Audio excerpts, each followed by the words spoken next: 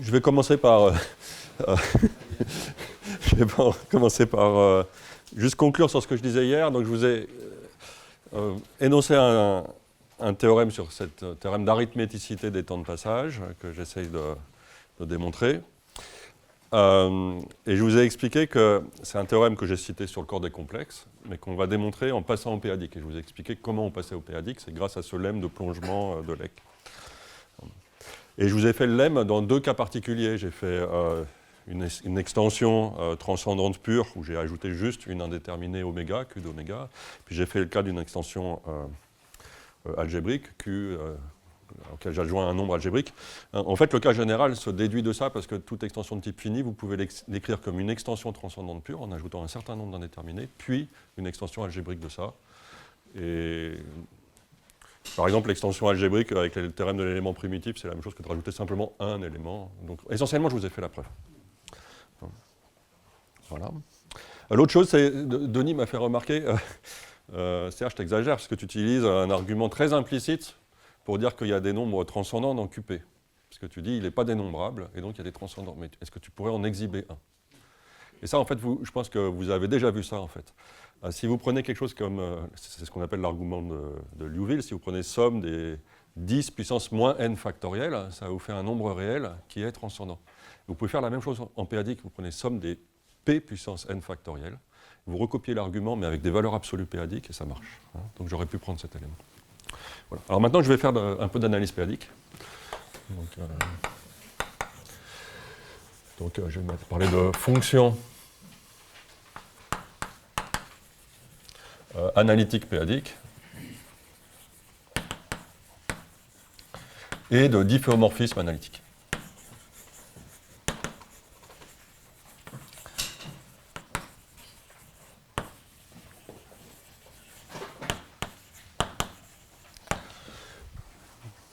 Donc je vais, comme hier, après le théorème de plongement de Leck, je vais travailler maintenant sur QP avec son disque unité, ou si vous préférez, anneau de valuation ZP. La valeur absolue, je la note valeur absolue p-adique. Et je vais m'intéresser à des fonctions que je vais écrire en série entière, série formelle de la variable p-adique. Donc on va regarder des fonctions comme ça, phi de t égale somme pour n positif, an t puissance n, avec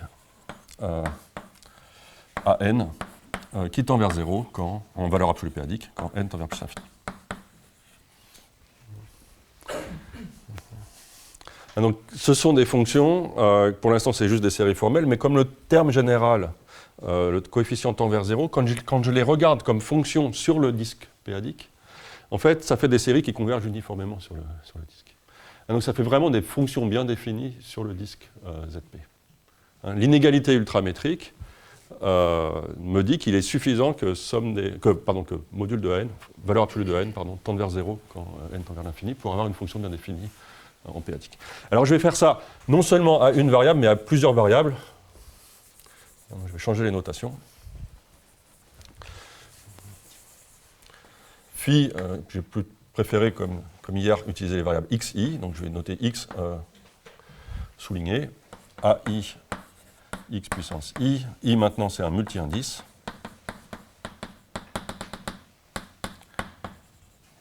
IM, donc ça c'est dans n puissance m. Ce que je veux, c'est que la valeur absolue de AI tende vers 0 quand la longueur, donc la somme des indices tend vers plus l'infini. Et ce que je note x souligné puissance i, c'est x1 puissance i1, xn puissance i. Et les fonctions de ce type, je vais les noter éléments de QP de x1, xm, et je vais mettre un crochet comme ça, pour dire que ceci, c'est l'algèbre des fonctions qui sont développables en série formelles de ce type dont les coefficients tendent vers 0 quand la longueur du multi-indice tend vers l'infini. Et ce sont des fonctions qui sont bien définies. Ce sont des séries qui définissent des fonctions sur Zp puissance n. Donc, phi donne une fonction sur Zp puissance m à valeur dans Qp puissance m. Si je prends tous les AI dans Zp, dans Qp, pardon, merci, et si je prends tous les AI dans Zp, la fonction est à valeur dans Zp par l'inégalité ultramétrique. Donc c'est ce type de fonction que je vais manipuler. C'est la même chose en fait, ça, que la complétion de l'algèbre des polynômes Qp de x1, xm pour la norme de Gauss. Alors la norme de Gauss a m variables. C'est le qu'a utilisé Antoine ce matin. Pourquoi? Parce que simplement, la norme de Gauss, c'est le sup des coefficients AI. Et là, ici, vous avez qu'un nombre fini de coefficients. Et si vous complétez, en fait, vous faites tendre vous prenez une infinité de coefficients qui doivent tendre vers 0. Donc la norme de Gauss s'étend. Je la note comme ça. Et c'est le sup maintenant. Mais c'est aussi un max des AI. D'accord. Alors, donc ça, ce sont mes fonctions que je vais appeler fonctions analytiques, ou fonctions analytiques au sens de tête, ou fonctions analytiques péadiques, je vais juste dire fonctions analytiques. Et ce qui va m'intéresser, plus que les fonctions, ce sont les difféomorphismes du polydisque. Donc je vais regarder, je vais dire que f de Zp puissance m dans Zp puissance m est un difféomorphisme analytique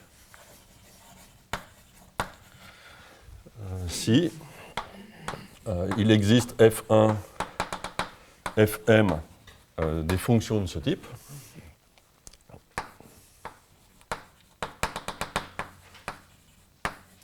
Alors, pour être sûr que ce soit à valeur dans Zp puissance m, je vais prendre les coefficients dans Zp. Comme ça, tel que f de x1, xm, ce soit f1 jusqu'à fn. Donc, ce sont les applications du polydisque. Poly, c'est parce que j'ai une puissance m. Donc, Zp puissance m dans lui-même, qui sont données par des formules comme ça. Ça, c'est les fonctions, les transformations analytiques du polydisque. Et maintenant, je veux difféomorphisme.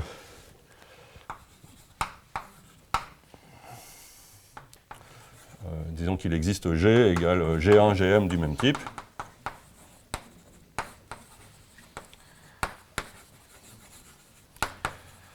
Avec G rond F égale F rond G égale l'identité.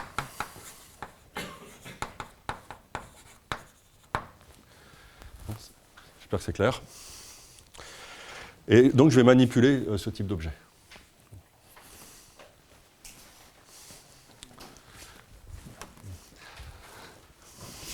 Excuse-moi, est-ce qu'on a un théorème d'inversion? Oui, il y a tout ce qu'on veut, en fait. Non,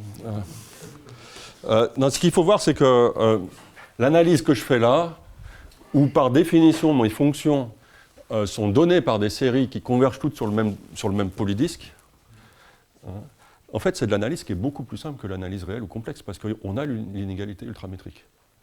Et comme par définition, on dit que les objets qu'on regarde convergent et sont bien définis sur tout le polydisque, on ne voit pas en fait ces problèmes de discontinuité, enfin de disconnexion totale de Zp puissance m. On ne voit pas que c'est un Cantor et qu'il n'y a pas de connexité locale. Ces problèmes-là, ou plutôt les outils qui viennent de la connexité locale en réel ou en complexe, on n'en a pas besoin ici. Je vais donner un exemple tout à l'heure pour illustrer ce fait. En fait, l'analyse péadique, telle qu'on va l'utiliser aujourd'hui, dans mon exposé, elle est infiniment plus simple que l'analyse complexe ou l'analyse réelle. C'est ça qui fait sa force, en fait. C'est pour ça qu'on passe par le péadique. Voilà. Alors, je vais introduire une autre notion, qui est la notion de flow. Alors, je pense que certains d'entre vous connaissent ça, mais quand vous avez une équation différentielle, quand on y pense correctement, disons, c'est plutôt que vous avez un champ de vecteurs, et si vous cherchez à résoudre l'équation différentielle, vous cherchez des courbes qui, à chaque instant, ont un vecteur vitesse donné par le champ de vecteurs en point où vous vous situez. Et si vous arrivez à résoudre votre équation différentielle en tout temps et que vous n'avez pas de problème d'explosion en temps fini, et ben ça définit, votre champ de vecteurs définit une action du groupe additif R, et ce qu'on appelle un flow. Et là, je vais le faire en p-adique.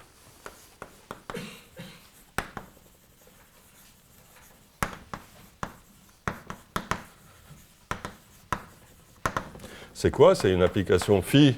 Ici, je vais toujours me placer sur le polydisque. Donc maintenant, j'ai une variable de plus qui est une variable temporelle.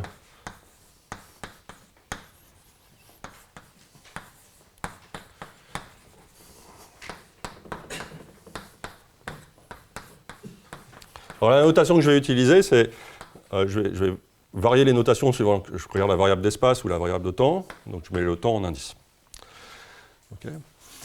Donc ce que je veux, c'est que ça, ce soit phi 1 de t x jusqu'à phi m de t x, où maintenant les phi sont dans zp, mais il y a une variable de plus. Donc ce sont des fonctions analytiques p-adiques avec en m plus une variable. Et ce que je veux, c'est que ça définisse, ça définisse une action du groupe Zp avec l'addition sur Zp puissance n. Donc je veux la propriété de flow, phi de t, phi au temps t plus s, c'est phi au temps t composé par phi au temps s, ici pour tout t s dans Zp, phi au temps 0, je veux que ce soit l'identité en m variables. Donc j'ai une famille à un paramètre. Ce que je veux, c'est que j'ai une famille à un paramètre de difféomorphisme analytique au sens précédent de Zp puissance m. Le paramètre, c'est le temps, et ça définit une action du groupe additif Zp.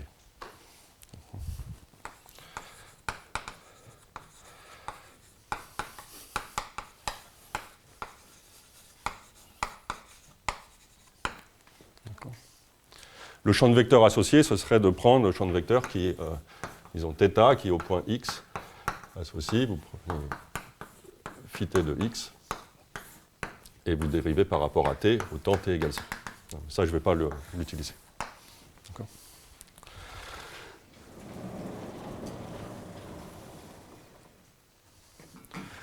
Voilà, donc ça sont les concepts de base dont je vais avoir besoin. Après, je vais avoir besoin d'autre chose qui s'appelle le principe des zéros isolés.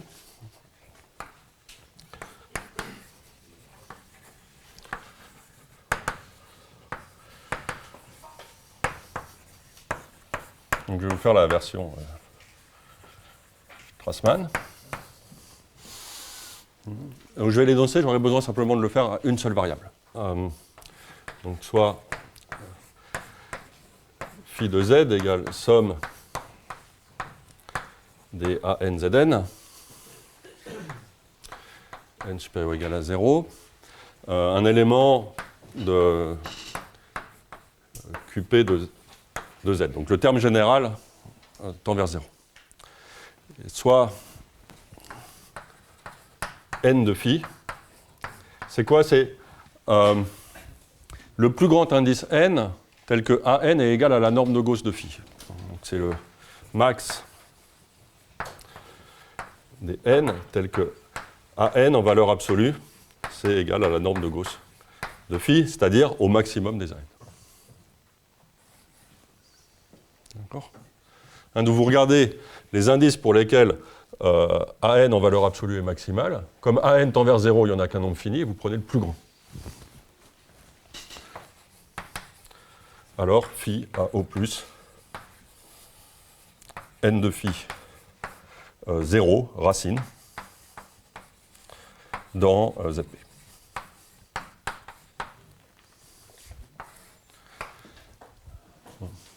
ZP, c'est compact. Donc, si vous voulez un théorème des zéros isolés, s'ils sont isolés dans un compact, il n'y en a qu'un nombre fini. Hein, donc, ce que vous cherchez, c'est un théorème de finitude, en fait. Et ce théorème de finitude, en fait, il est explicite. Vous pouvez le calculer comme ça. Enfin, le majorer comme ça.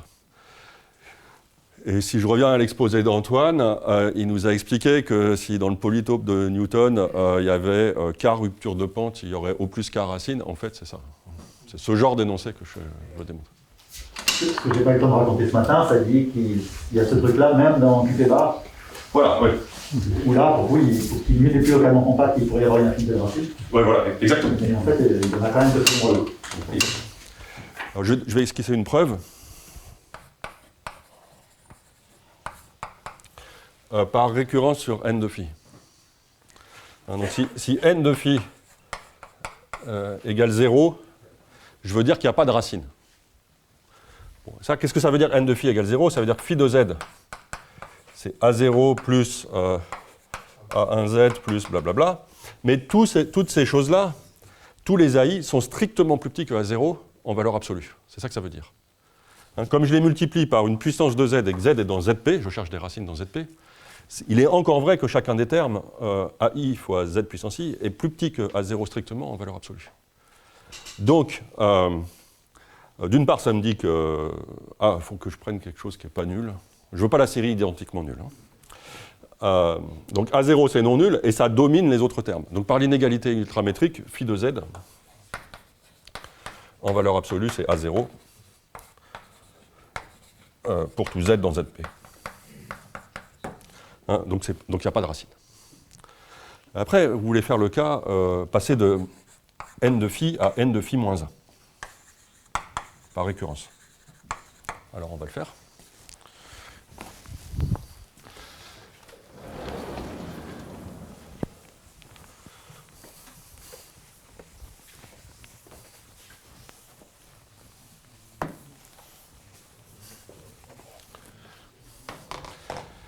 Donc supposons qu'on ait au moins une racine, sinon il n'y a rien à démontrer. Donc supposons que phi de b égale 0, b appartenant à z. Ce que je vais faire, c'est que je vais juste faire une translation de b, et puis je vais refaire le développement de phi au voisinage de b. Okay. Alors on va essayer de le faire. Donc là, il y a un calcul, et ça c'est toujours douloureux. Donc ça fait somme des AN, c'est ça mes notations, oui. Zn moins b puissance n.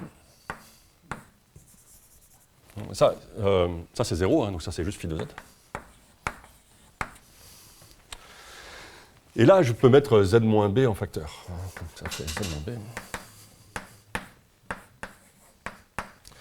Alors, ici j'avais, disons, n supérieur égal à 0.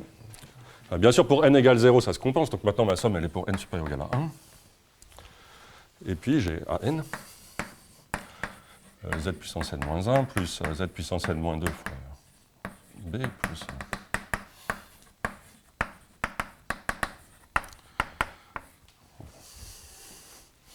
Ok, donc vous réorganisez vos termes pour l'écrire, Z moins B. Disons Cn, Z puissance n.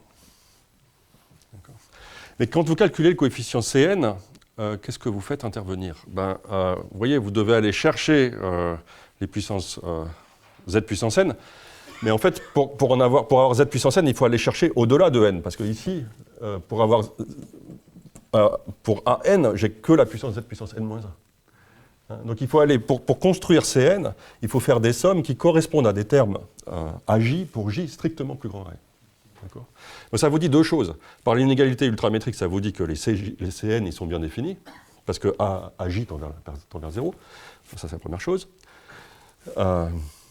Et la deuxième chose, ça vous dit que le terme Cn est majoré en valeur absolue par le maximum des valeurs absolues de AJ pour J strictement plus grand que n. Donc en fait, vous avez dans cette série-là, le n de cette série, avec ma définition, il est plus petit que n de phi moins 1. Donc par récurrence, cette série-là a au plus n de phi moins 1 racine. Donc il y a au plus n phi racine. Voilà. C'est tout simple, mais c'est c'est pas une preuve aussi structurante que le théorème, que le polytope de Newton. Serge, on s'en fout, mais la dernière somme, il n'y a pas de raison qu'elle commence à 1, si. Si. Ah non, celle-là, non. Merci. On s'en fout pas. Mais, mais non, elle n'a aucune raison qu'elle commence à 1, au contraire. Enfin, j'ai réindexé mon truc.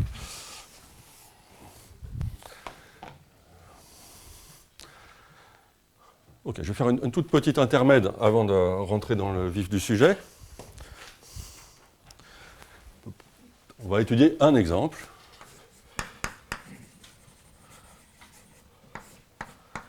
De fonction d'une variable, c'est les coefficients binomiaux.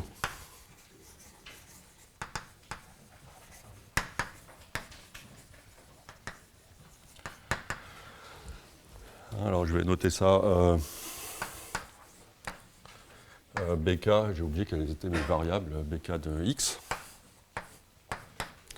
C'est quoi? C'est je choisis k parmi x. C'est-à-dire x, x moins 1, x moins k plus 1.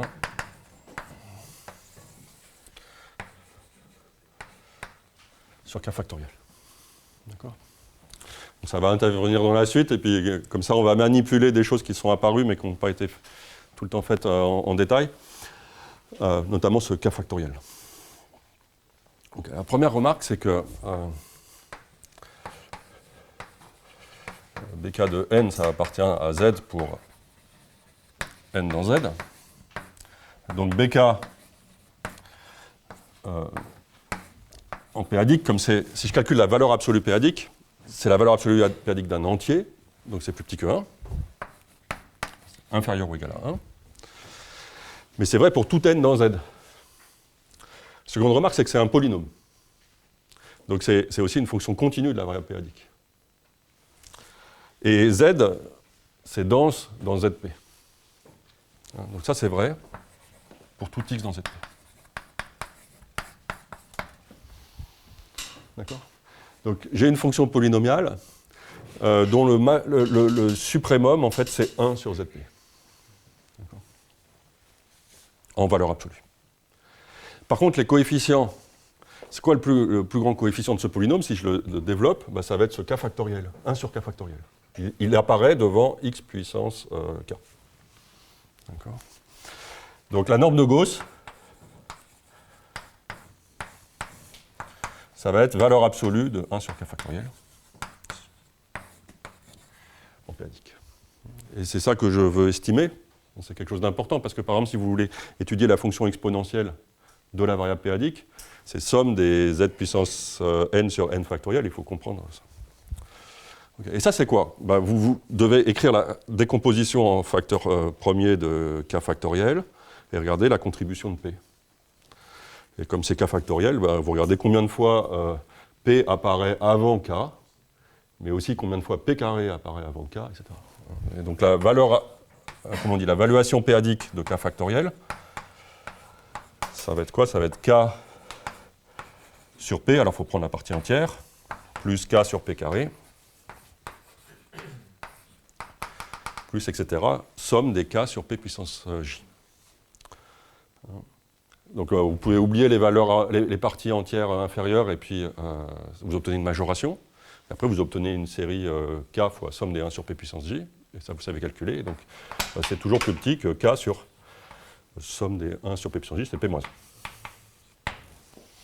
D'accord? Et en fait, c'est à peu près égal à ça. Enfin, cette majoration, c'est une égalité. C'est presque une égalité. Et donc ça, ça me dit que la valeur absolue péadique de ce nombre, c'est plus petit que... Alors maintenant, j'ai divisé par k factoriel, donc il faut faire attention au signe, mais c'est quelque chose qui devient grand en péadique, et c'est k sur p moins 1. D'accord. Ah, donc les coefficients sont très grands, mais le sup de la valeur absolue est uniformément majoré par 1. C'est pas un moins. Un moins. Et on est par la puissance. Non, je divise par un grand nombre. Donc ça a l'air tout petit, mais non, on est en p-adique, c'est très grand. C'est comme ça. Et c'est P puissance moins 1 au dénominateur, c'est ça? Non, c'est parce que c'est VP de factoriel K et pas de 1 sur factoriel. Non, c'est parce que... Ok, VP de K factoriel, c'est grand. Donc la valeur absolue p-adique de K factoriel, c'est petit. Mais là, je calcule 1 sur K factoriel, donc c'est loin. Ah oui, c'est une minoration, non? oui, non, mais... Non, c'est une majoration. Non, c'est bon. C'est une majoration, mais c'est à peu près égal. D'accord. Ah, c'est une minoration. C'est une majoration. Non, ils font... L'égalité, c'est le genre de grand nombre de chiffres de K divisé par P moins 1. La norme de K, c'est P puissance K moins J'ai pas envie. chiffre de K. On fera après, on fera. Regardez la formule.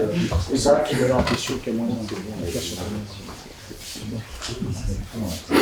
Deux négations. Je voulais donner une formule exacte, Antoine, que je n'arrive pas à retrouver, c'est C'est ça? K moins, c'est P puissance, K moins sigma de K. Et sigma de K, ce sera le divisé par P moins 1. Le tout divisé par P moins 1. Et sigma de K, c'est la somme des chiffres de K en base P. Somme des chiffres de K en base P.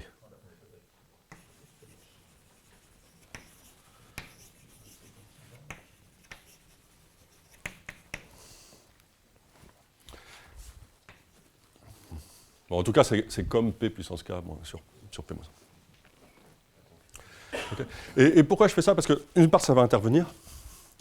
D'autre part, parce qu'en fait, il y a quelque chose que Jérôme ne vous a pas dit, mais on a regardé ces semi-normes qui étaient les normes de Gauss sur des disques avec un certain rayon, un certain centre, un certain rayon. Et ici, on est dans un cadre où le corps résiduel est fini, c'est Fp. Mais si vous vous placez dans un cadre où le corps résiduel est infini, en fait, la norme de Gauss qu'on est en train de regarder, c'est juste le sup de la valeur absolue de la fonction sur le disque. La norme de Gauss qui est définie comme un maximum de coefficients, en fait, c'est le maximum de la valeur absolue de la fonction sur le disque que vous regardez, centré en un certain point avec un certain rayon. Et ce qui illustre ce calcul, c'est que, donc ça c'est vrai quand, cette égalité entre suprémum et norme de Gauss, c'est vrai quand le corps résiduel est infini, et quand le corps est complet. Ici, le corps résiduel est fini, et vous avez un cadre, un exemple où il n'y a pas égalité entre ces deux quantités. Hein, parce que vous avez quelque chose qui se comporte comme P puissance K sur P moins 1, alors qu'ici, vous avez 1. Voilà, c'est pour ça que je voulais faire cet exemple. Donc ça, c'est le b.a.-ba d'analyse dont je vais avoir besoin, et maintenant, je vais vous expliquer à quoi je l'applique. Donc ça, c'est le théorème de...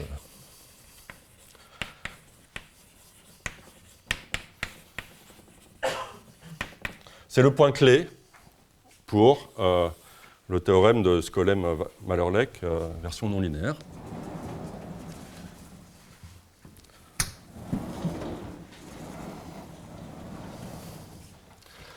Ça dit quoi? Donc je prends...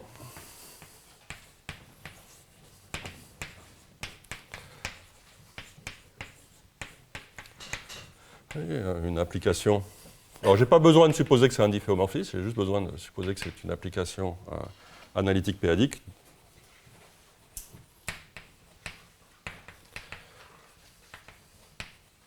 Donc, ça veut dire que f, c'est f1,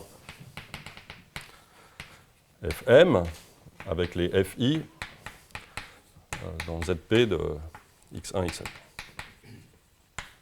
Donc, ça, c'est ma donnée.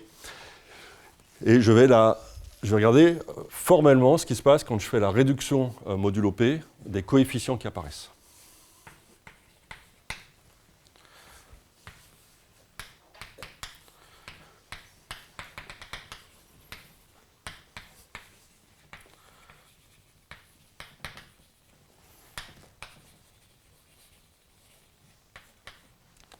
Donc, sous-entendu, si à somme des AI x puissance i, j'associe la nouvelle série somme des AI bar x puissance i, où AI bar, c'est la réduction modulo P du IM coefficient. D'accord ? C'est pas que je réduis modulo P, j'obtiens un ensemble fini qui est z sur pz puissance m, et je regarde l'application qui envoie un point sur un point. Je regarde vraiment les formules. D'accord ? Il y a une petite différence entre... En fait, il y a une grosse différence. Donc je vais regarder ça. Et l'hypothèse que je vais faire,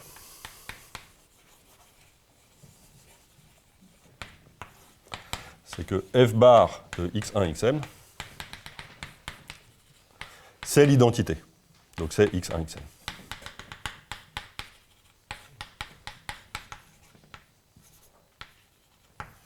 D'accord ? Ça, c'est mon hypothèse.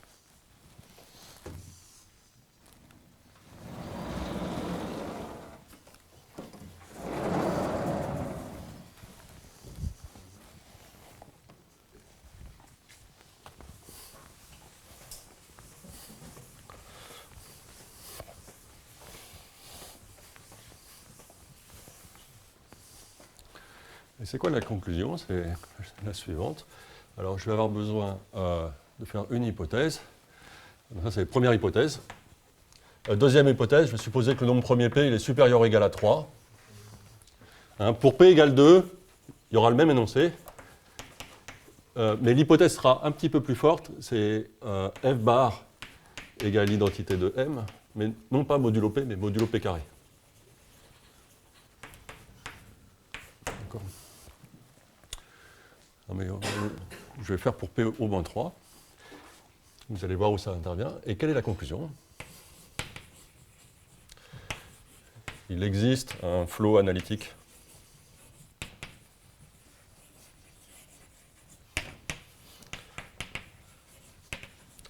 périodique phi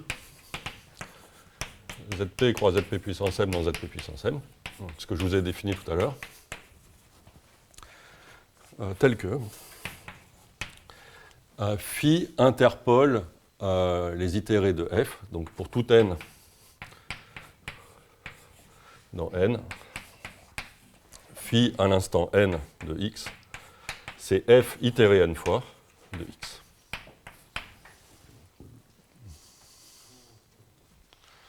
D'accord.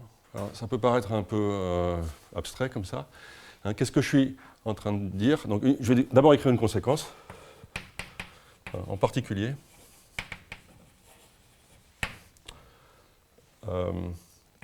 f est inversible d'inverse f-1 qui est juste phi au temps moins 1.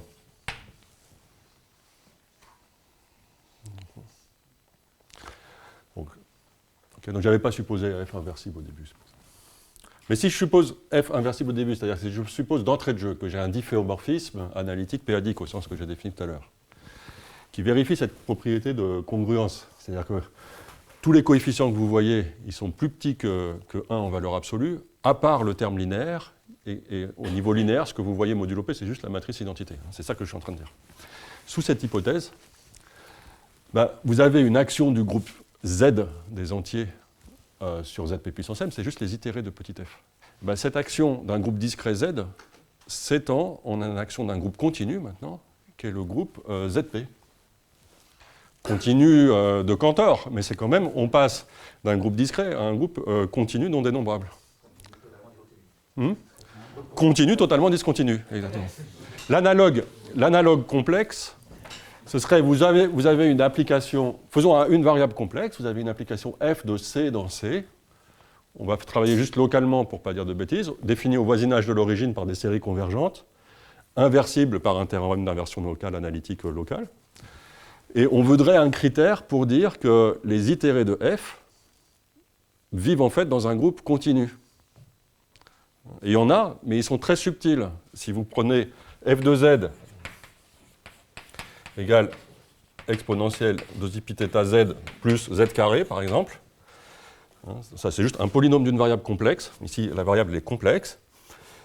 Savoir si vous pouvez inclure f dans l'action d'un groupe continu. Le groupe, ça va être SO2, forcément. L'action, ça va être de type z donne exponentielle 2i pi t z. Et ça n'arrive que si θ vérifie certaines propriétés d'approximation de Lorentzienne spécifiques. Pour certains θ, ça ne se passe pas du tout comme ça.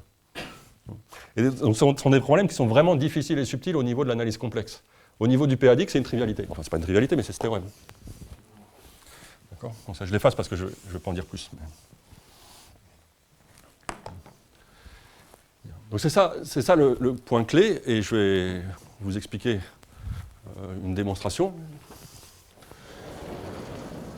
Et surtout comment on l'applique, et surtout après comment on en déduit le théorème d'arithméticité des temps de passage.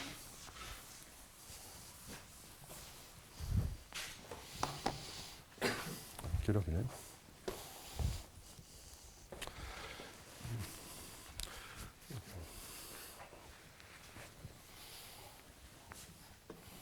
Donc je veux démontrer ce théorème de Bell et Poonen. Je vais essayer de faire que ça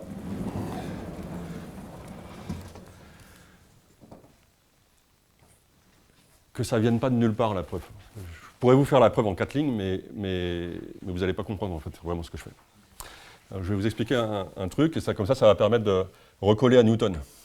C'est le théorème des différences divisées de Newton.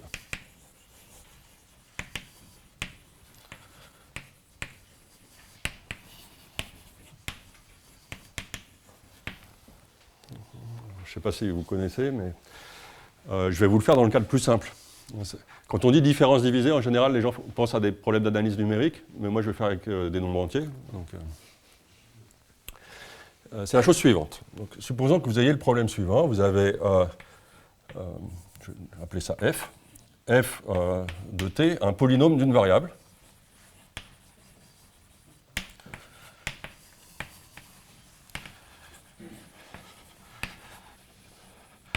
De degré d.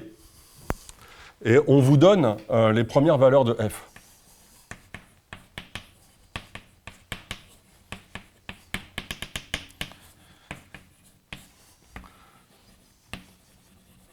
Ça, c'est connu. Et on vous demande de retrouver f. Bon, vous avez un polynôme de degré d, vous avez d plus une valeur, donc vous savez le faire, quoi. Vous savez qu'il va y avoir un polynôme f et qu'il va être unique parce que c'est de dimension. Alors comment on fait ? Eh bien, c'est ça l'algorithme de différence divisée. Vous commencez par calculer la valeur de f de 0. Et puis après, de cette suite, vous faites les différences. Donc vous regardez l'opérateur delta qui a une fonction u, associe la fonction u de t plus 1 moins u de t. Vous appliquez l'opérateur de différence à f et vous calculez la première valeur. Donc ça veut dire que vous faites f1 moins f de 0. La deuxième valeur, ce sera f2 moins f de 1.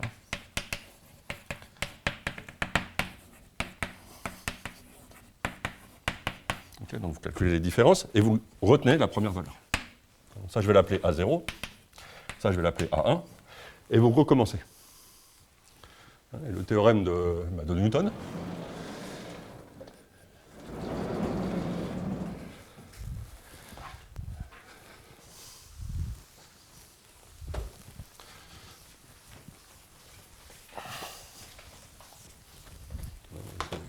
Écrire quand même A2 ce que c'est. C'est f de 2 moins f de 1 moins f de 1 moins f de 0, donc ça fait moins 2 plus f de 0, etc. Et le théorème de Newton, c'est que f de t, c'est somme pour k égale 0 à d, à k, k parmi t. C'est-à-dire le coefficient binomial.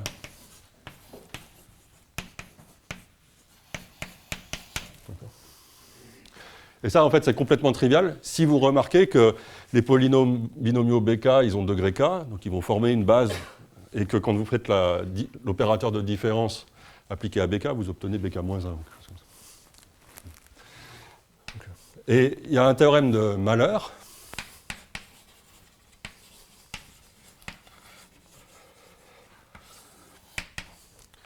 qui est un théorème de représentation comme série de ce type, ici c'est des sommes finies, mais comme série de toutes les fonctions continues péadiques. Donc si f de zp dans zp est juste continue, alors f de t c'est maintenant une somme infinie de telles choses, où AK, c'est quoi ? Vous appliquez l'opérateur de différence f de t plus 1 moins f de t, mais k fois à f, et vous l'évaluez en 0.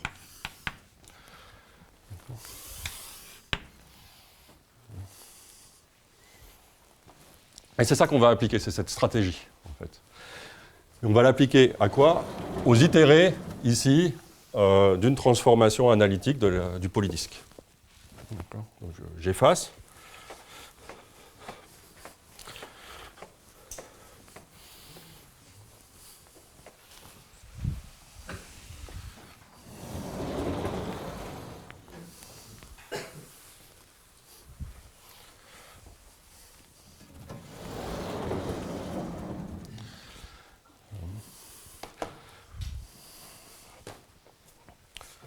Je vais reformuler le théorème de Malher. Vous avez une fonction continue de ZP dans ZP.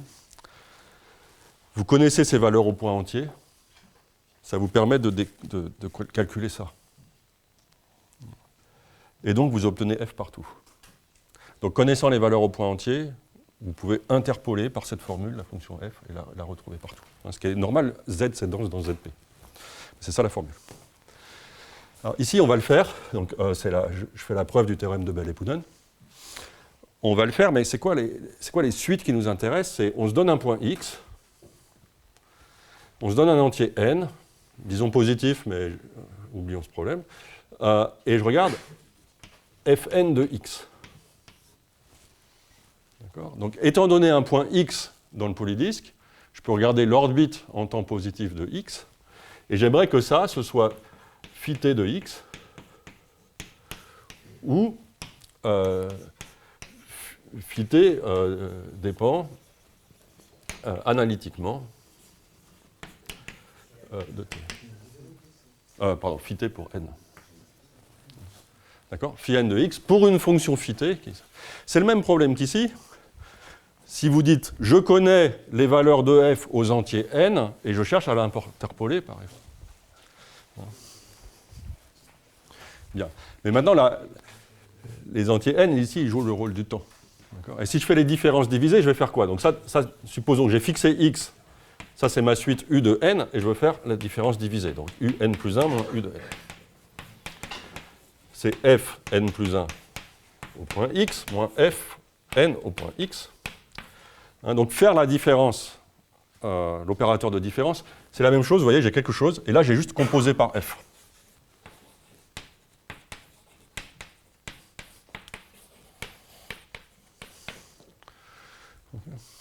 Je l'aurais comme ça. Donc, pour cette suite spécifique, appliquer l'opérateur de différence, c'est la même chose que je compose par f, la fonction composée par f moins la fonction. D'accord? Donc maintenant, je vais définir quelque chose comme ça. Je regarde l'opérateur.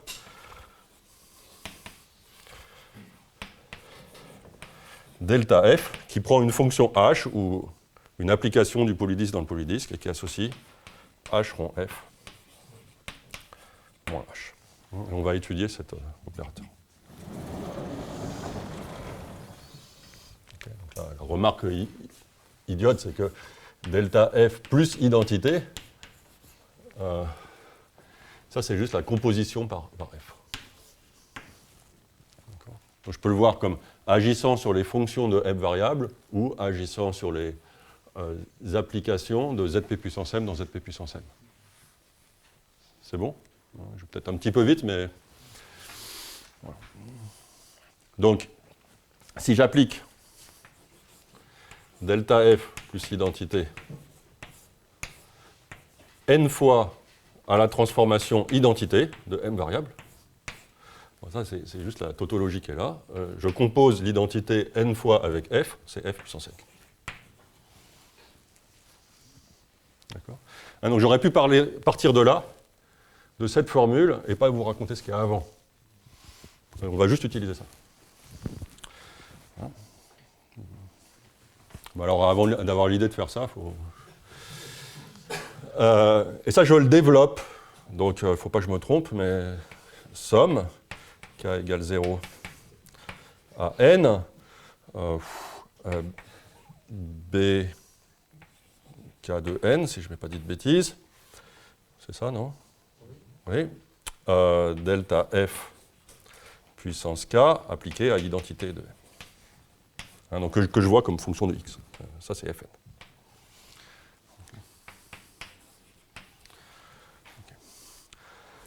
Okay, ça c'est super. Maintenant, je veux faire n égale t, en fait. Donc je définis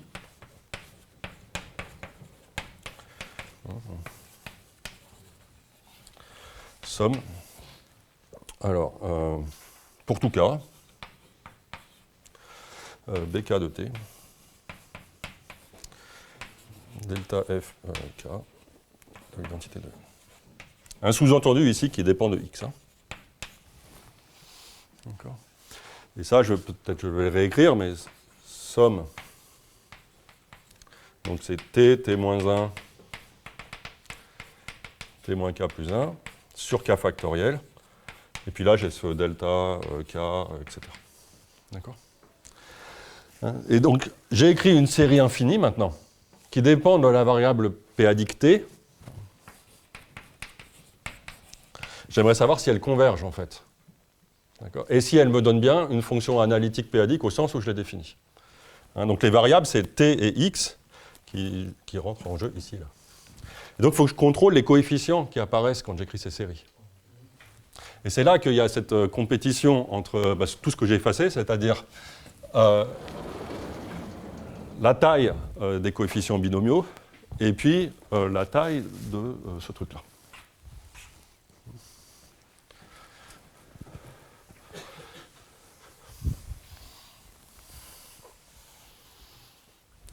Alors, je vais juste écrire les deux points clés.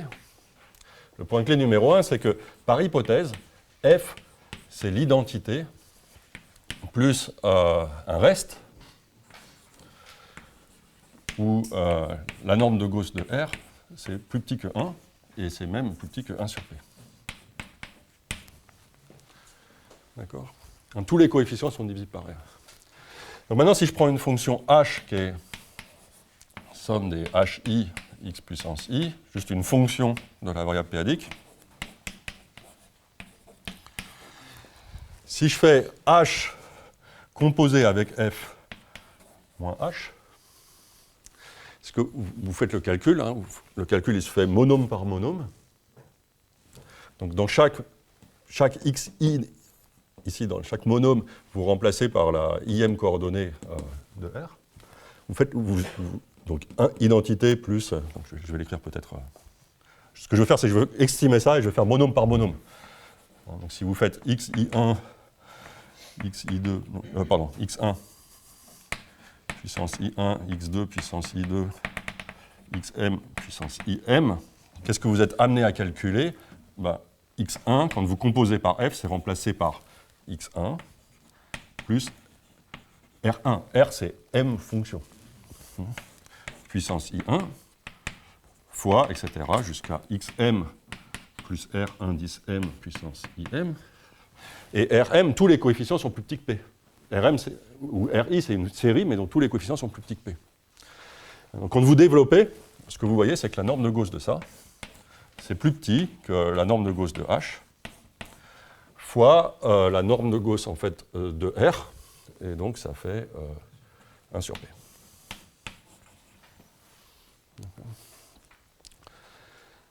Donc, je réécris ma formule.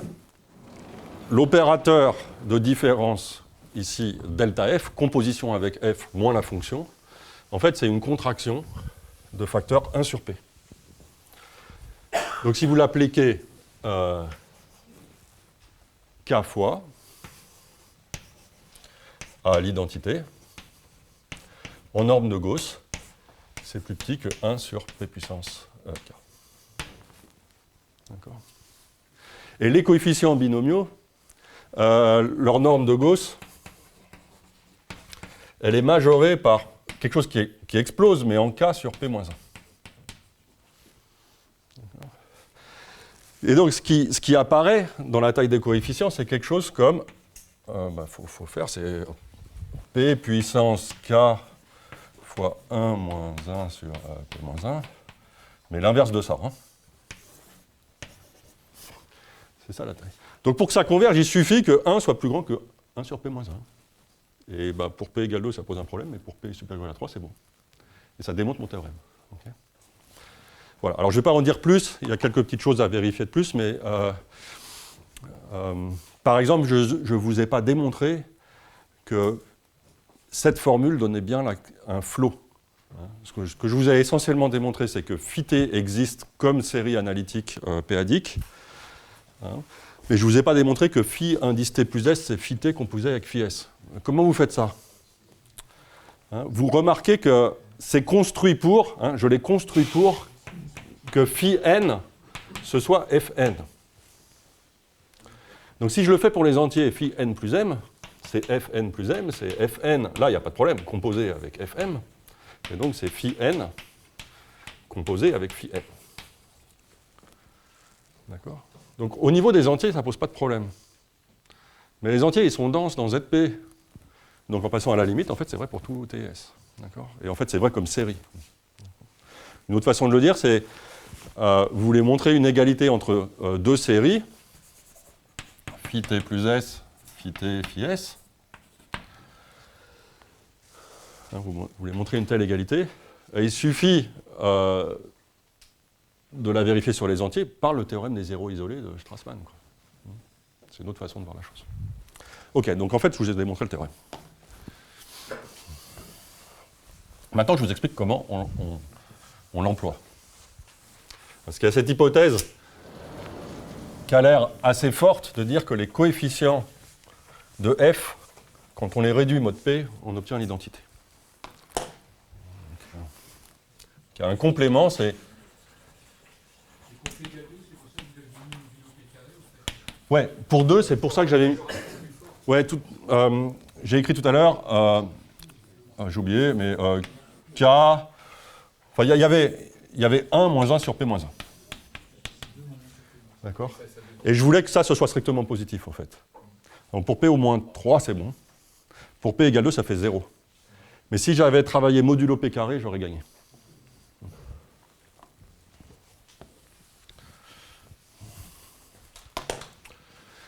Donc comment appliquer ce théorème?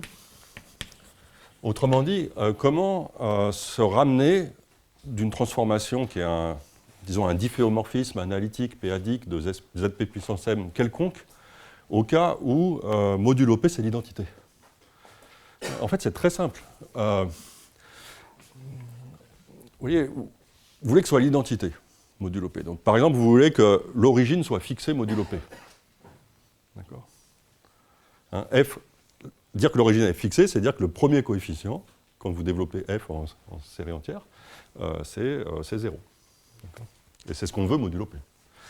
Alors ça c'est très facile. Vous avez f, vous réduisez tout modulo P, donc vous avez une transformation d'un ensemble fini qui est z sur pz à la puissance m. Donc vous avez une application de z sur pz à la puissance m dans lui-même, et c'est une application d'un ensemble fini dans lui-même. Donc si vous démarrez avec quelque chose, vous savez que c'est un difféomorphisme analytique p-adique, vous pouvez réduire f et vous pouvez réduire l'application inverse, f-1. Donc quand vous réduisez modulo P, vous avez des transformations qui sont des bijections. Vous avez des bijections d'un ensemble fini, l'origine, au bout d'un certain temps, elle repasse par l'origine quand vous itérez. D'accord? Donc ce que je dis, c'est que si f est un difféomorphisme analytique p-adique,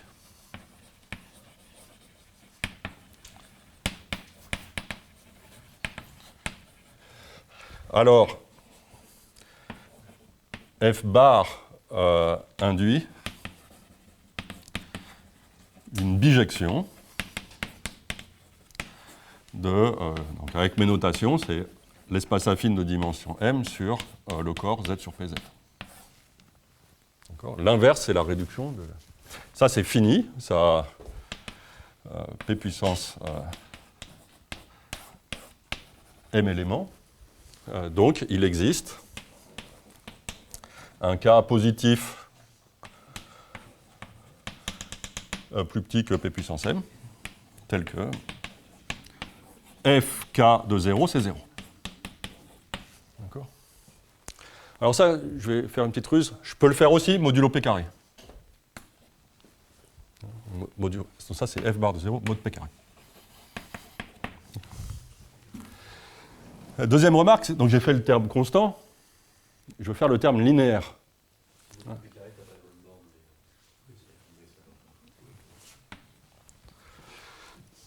Maintenant, je veux faire le terme linéaire. Donc là, je vais le faire sur P. Supposons f bar de 0 égale 0, mode P. Et regardons c'est quoi le terme linéaire? C'est la différentielle de f à l'origine. Ça, c'est un élément, donc c'est inversible, c'est un élément de GLM Z sur PZ. GLM Z sur PZ, c'est un groupe fini. Donc il y a bien une itération de cette matrice, une puissance de cette matrice, qui sera l'identité modulo P. Donc quitte à élargir mon cas, donc il existe un L tel que la différentielle de f itéré L fois à l'origine, c'est l'identité en m variable, mode P. D'accord. Ok, donc quitte à changer f en un certain itéré, l'itéré f puissance k fois L, je peux supposer que f bar de 0, c'est 0 mode P carré, et f bar de 0, sa différentielle à l'origine, c'est l'identité. Hein, ça c'est quitte à remplacer f par une certaine puissance. Super. Et maintenant, quelle est l'astuce? Qu'est-ce que ça veut dire ça? Je vais écrire f en série, donc f de x, à 0. Donc ça, c'est un certain vecteur qui a m éléments modulo p, plus une certaine transformation linéaire à 1 de x, plus une certaine transformation quadratique, etc. Okay, chaque AJ, c'est en fait m formule polynomiale en les coordonnées homogène de degré J. D'accord? Qu'est-ce que je sais? C'est que ça, c'est 0 modulo P carré, et ça, c'est l'identité modulo P. Et astuce, je conjugue f par une homothétie de rapport P. Donc je fais P moins 1, f Px. Alors, je fais juste un zoom de rapport P. Qu'est-ce qui se passe? A0 est divisé par P. C'est pour ça que j'avais pris P carré ici. Ça, c'est encore 0 modulo P. A1, ça commute à une homothétie, donc c'est la même matrice. Et là, miracle, je multiplie A2 par P et AN par P puissance N-1. Alors, eux, modulo P, ils deviennent tous nuls. Hein. D'accord? Donc, cet argument d'homothétie me permet de tuer tous les termes de degré supérieur modulo P. Donc, qu'est-ce que j'ai démontré? Quitte à changer f en un itéré bien choisi, puis à conjuguer par l'homothétie de rapport P, alors les hypothèses du théorème de Bell et Pounen sont satisfaites. Et donc, en fait, cette transformation-là, donc c'est pas vraiment f, hein, c'est f itéré kl fois, conjugué par P, vérifie les hypothèses. Et donc, ça vit dans un flot. Alors, je vais prendre quelques minutes pour maintenant faire l'application.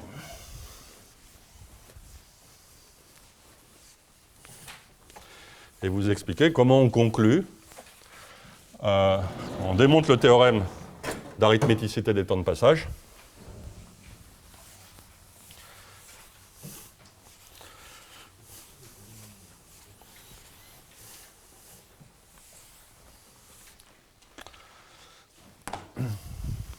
À partir de cette astuce et du théorème précédent de Bell et Pounen qui est le cœur du truc. Comment on fait ça? Donc je veux démontrer. Donc, application.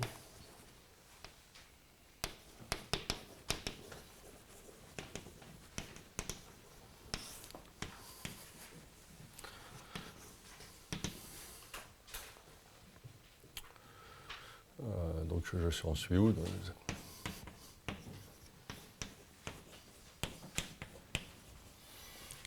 Polynomial. Okay.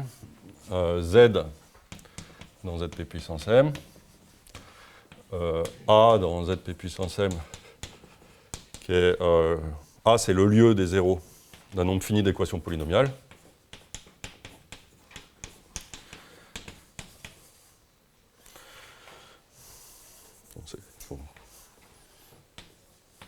Où les pays, c'est des choses qui vivent dans ZP de X1, XM. Et on veut regarder les temps de passage de l'orbite de F sous l'action de F, l'orbite de Z sous l'action de F dans A. C'est ces entiers n qu'on veut regarder, et on veut montrer que ces entiers n forment une union finie de progression arithmétique. C'est ça le théorème qu'on voulait démontrer. Initialement, il était posé sur C, mais hier, je vous ai expliqué qu'on pouvait se ramener à ZP.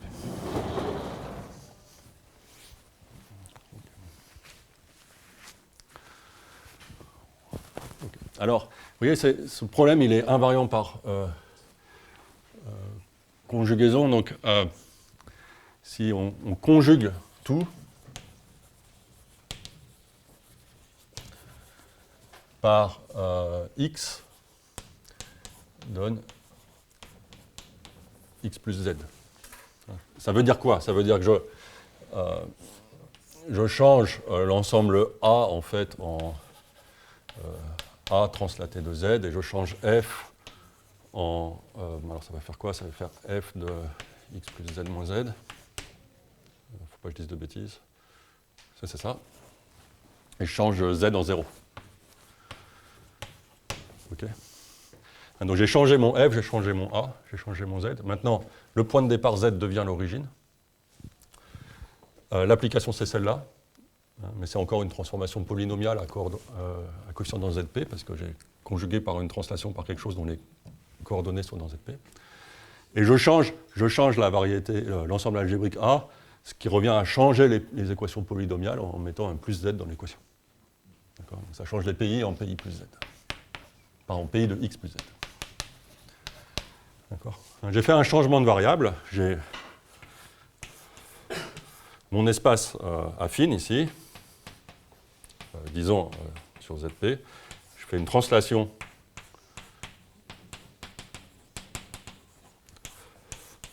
J'avais un problème qui concernait la dynamique de f partant du point Z et savoir si on passait dans l'ensemble A. Et ici, maintenant, Z c'est 0. A a été translaté. Et f a un petit peu changé, mais je vais oublier ce problème. D'accord ? Okay. Maintenant, Z c'est à l'origine. Maintenant, je change mon problème à nouveau. Je remplace f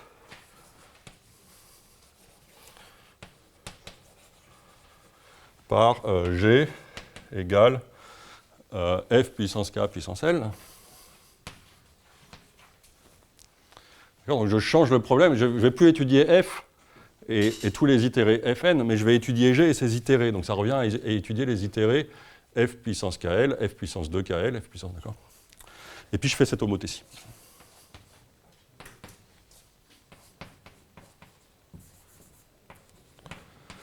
Ok. Alors, qu'est-ce que je dois faire pour analyser le même problème qu'avant si je me ramène à G? Bon, l'homothétie de rapport P, elle fixe l'origine. C'est pour ça que j'avais translaté pour mettre Z à l'origine. D'accord ? Donc mon Z, il n'a pas changé. Z, c'est toujours l'origine. Par contre, le A, il a changé parce que je fais cette homothétie. Donc conjointement, je change A en l'homothétie de A. Donc A, je le change en P fois A. D'accord ? Et il y a ce phénomène que j'ai fait F puissance KL. Donc si je veux avoir tous les entiers en itérant G, je ne vais pas réussir parce que je vais juste avoir les multiples de KL. Mais par contre, si dans ma besace, je mets A, mais je mets aussi F de A fois P, P fois F carré de A plus P fois F puissance KL moins 1 de A, j'ai remplacé A par un nombre fini d'ensemble, mais regardez les temps de passage de l'orbite de 0 sous l'action de G dans cet ensemble, dans l'union de ces ensembles, c'est la même chose que les temps de passage de F. Donc en faisant ces manips, je me ramène au cas où G vérifie les hypothèses du théorème de Bell et Poonen, et je dois regarder les temps de passage dans une union finie d'ensemble algébrique. Ça, c'est un ensemble algébrique, il faut prendre le produit des équations au lieu des équations. Hein? Ou alors je le fais pour chacun, je peux le faire pour chacun d'entre eux et puis après mettre tout ensemble. Hein? Donc en fait, je peux supposer que mon point de départ c'est l'origine et que F vérifie les hypothèses du théorème de Bell et Poonen. Et ce qui m'intéresse, c'est quoi ? Donc maintenant je fais comme si F ça marchait bien et Z c'était l'origine. Et ce qu'on veut, c'est on veut contrôler, décrire l'ensemble des n tel que, F c'est G maintenant, G puissance n de Z appartient à un de ces ensembles grand A. grand A qui a été modifié. Je vais peut-être les appeler... je vais les appeler BI. Non, mais je vais les appeler BI, d'accord? Ok. C'est ça que je veux. Je veux contrôler ça. Et les BI, c'est défini par certaines équations QIJ de x égale 0.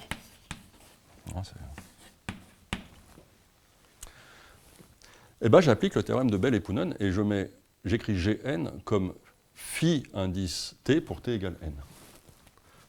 Donc ça, c'est l'ensemble des n dans Z, disons, tel que phi indice n de Z appartient à BI, c'est-à-dire QIJ de phi de 1 égale 0 pour tout J.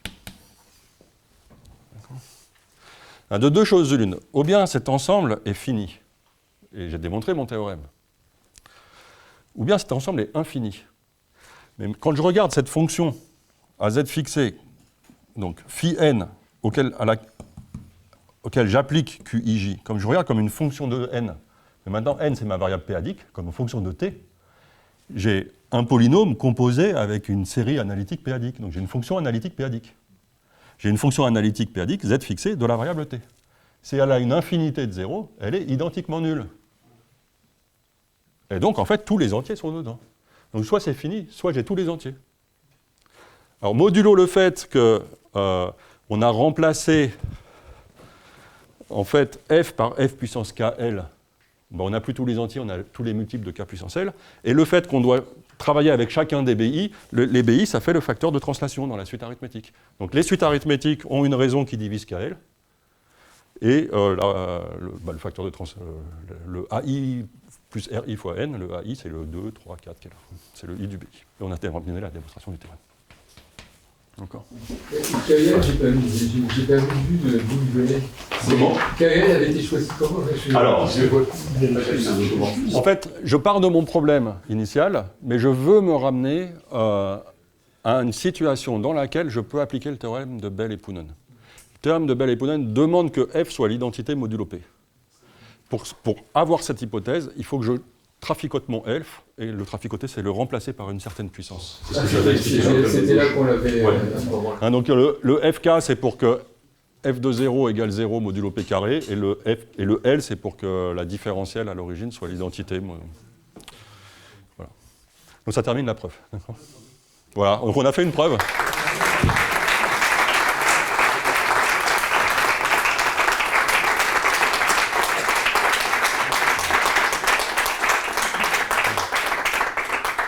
Alors, il y a un truc à dire quand même, c'est que là, j'ai fait de l'analyse p-adique, etc., mais si vous voulez faire le théorème de Skolem, Mahler et Leck, toutes ces formules que j'écris, en fait, c'est des formules linéaires, parce que vous itérez des matrices. Hein, donc c'est plus facile, l'analyse est plus facile, elle est moins... J'ai pas besoin de ces opérateurs delta F que j'ai introduits. C'est la seule différence, en fait. Est-ce qu'il y a des questions? Comment historiquement est venue l'idée de travailler en p-adique? Parce qu'on voit bien la clé, c'est le moment où, quand il y a un nombre infini de racines, ça... C'est vraiment Skolem qui a fait ça. C'est 1932, je crois, à peu près, donc c'est en plein développement des nombres p-adiques. Je ne sais pas plus que ça. C'est le théorème Simamer égale Pépère. Ouais. Mais ça, celui-là, il arrive dans les années 50. Mais il est bien après. Sur Mansky, pas Mansky sur C, mais je pense que sur Q, on prend une triangulation du triangle, d'un triangle en triangle de même aire. Tu prends un triangle. Et il faut démontrer que le nombre de triangles est pair. Et il y avait un argument avec des valuations 2 adiques, si les sommets des triangles étaient à prendre rationnel. Donc ça, si vous connaissez pas ce truc et que ça vous intéresse, c'est bien expliqué dans, comment ça s'appelle, Proofs from the Book. Il y a un petit chapitre sur ça. Et il explique très très bien. Je pense qu'il fait avec des rectangles, mais pas des triangles. Mais... Et ils disent pas que ça s'appelle Pépère égale Mémère, mais Mémère égale Pépère, ils le disent pas parce que c'était en anglais, quoi. mais donc ils expliquent l'argument p-adique pour ça. Mais ça c'est les années... Tu dis que c'est avant les années 50? Je pense que ce qui est dans les années 50-60, c'est la preuve de Mansky sur un corps quelconque, où il s'amuse sur C à prendre une valuation qui étend la valuation de adique. Mais si tu étais sur Q, c'était déjà connu. Tu penses que c'était déjà connu sur Q Avant, inscrit à Général. Ok, je sais pas.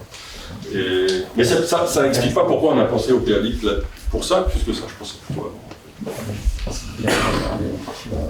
D'ailleurs, le truc de ce colème initial n'est pas du tout... moi, j'aime bien les systèmes dynamiques, les actions de groupe, les choses comme ça. Hein.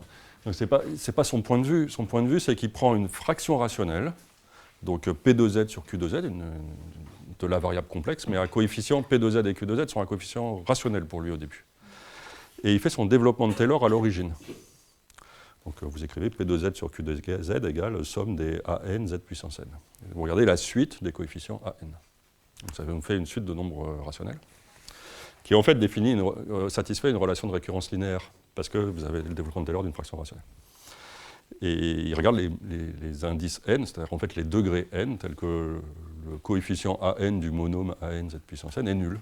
Donc il regarde les zéros, mais il s'intéresse au développement de Taylor. Il n'y a pas du tout un point de vue dynamique ou itération de... C'est un peu caché, mais... Et c'est dans ce cadre-là qui se pose la question et qui démontre que soit il y a un nombre fini de n pour lesquels AN c'est nul, soit ça revient périodiquement. Et c'est dans ce cadre-là. Et donc passer des rationnels au nombre complexe quelconque, c'est ce qu'on fait Mahler et Leck après. Mais déjà dans ce colème, il y a l'argument péadique. On ne connaît pas de preuve de ce que je vous ai raconté là, même dans le cadre linéaire, qui ne passe pas par le péadique. Et pourquoi on a l'idée de passer par le péadique à l'époque, je ne sais pas. De nos jours, pour moi, c'est devenu naturel. Donc c'est ça que...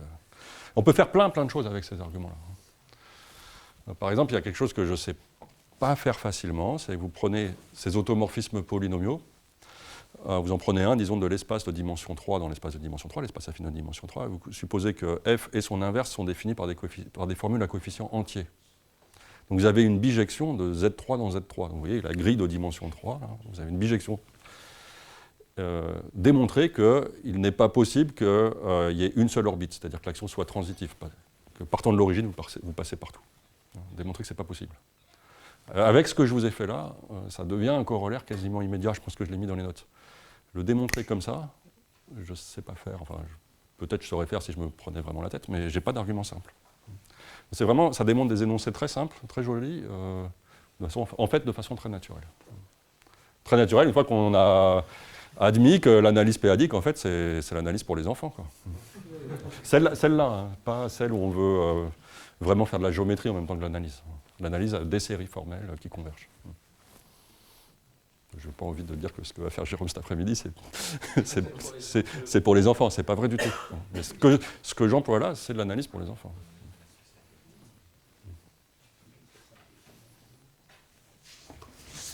Bien, il ne faudrait pas changer les programmes. Pas de toute façon. Non, ce qui est sûr, c'est que c'est pas normal que l'élasticité est différente en classe prépa, école d'ingénieur et à la fac. Mais c'est pas normal qu'à la fac, on n'ait pas les nombres péadiques en L1, L2, quoi. Et les péadiques devraient arriver en L2. Alors là, on n'enseigne plus la notion de nombre, en fait. C'est une catastrophe, quoi. On n'enseigne plus vraiment ce que c'est qu'un nombre réel, un nombre complexe, un nombre rationnel. En fait, on ne l'enseigne plus. Et l'outil informatique a pris une place énorme, et à juste titre, et pourtant les gens ne savent pas ce qu'il manipule, en fait. On pourrait commencer par mettre en programme secondaire le fait de reconnaître un rationnel sur son développement décimal, par exemple. Voilà, ça paraît quelque chose. Et ça, mais nous, que les timings soient différents quand il y a à la fois des écoles d'ingénieurs qui veulent des programmes, des profs de classe prépa et le lycée qui intervient, mais nous, en fait, à la fac, qu'on n'ait pas les péadiques un peu plus tôt, ça me semble, de nos jours, discutable. Et par exemple, en L1, L2 à la fac, le binaire est sur ce corps qui s'appelle Caroussé. Mais en Allemagne, l'algèbre binaire est sur un corps quelconque en L1, y compris un corps fini, avec des applications au code correcteur d'erreur en F2. Là, ce que je dis est un peu différent, parce que moi, quand j'ai appris l'algèbre binaire, c'était sur un corps quelconque. Mais manipuler les nombres péadiques, c'était pas dans mon cursus. Et je pense que de nos jours, ça devrait arriver. En fait, c'est mon point de vue. Effectivement. C'est curieux parce qu'en fait, c'est les fameux trucs qu'on manipule quand on apprend l'addition, l'école primaire. L'algorithme de l'addition, c'est pédagogique. On le fait dans le sens pédagogique. Vraiment dans le sens pédagogique, pas dans le sens réel. Le premier exemple de corps, c'est sur des mots. Après, c'est pas une grosse critique du tout, hein. C'est juste que je pense, moi, à titre personnel, je pense qu'on devrait, au moins dans certains cursus français, pas partout, on n'est pas obligé de le faire partout, mais que dans certaines universités, dès le niveau L2, les gens puissent voir ce que c'est qu'un nombre péadique. Par exemple, ceux qui font à la fois maths info, ça me semblerait très bon. L'addition, il y a. Voilà, le mettre en prépa. Ça, Ça, c'est un autre problème.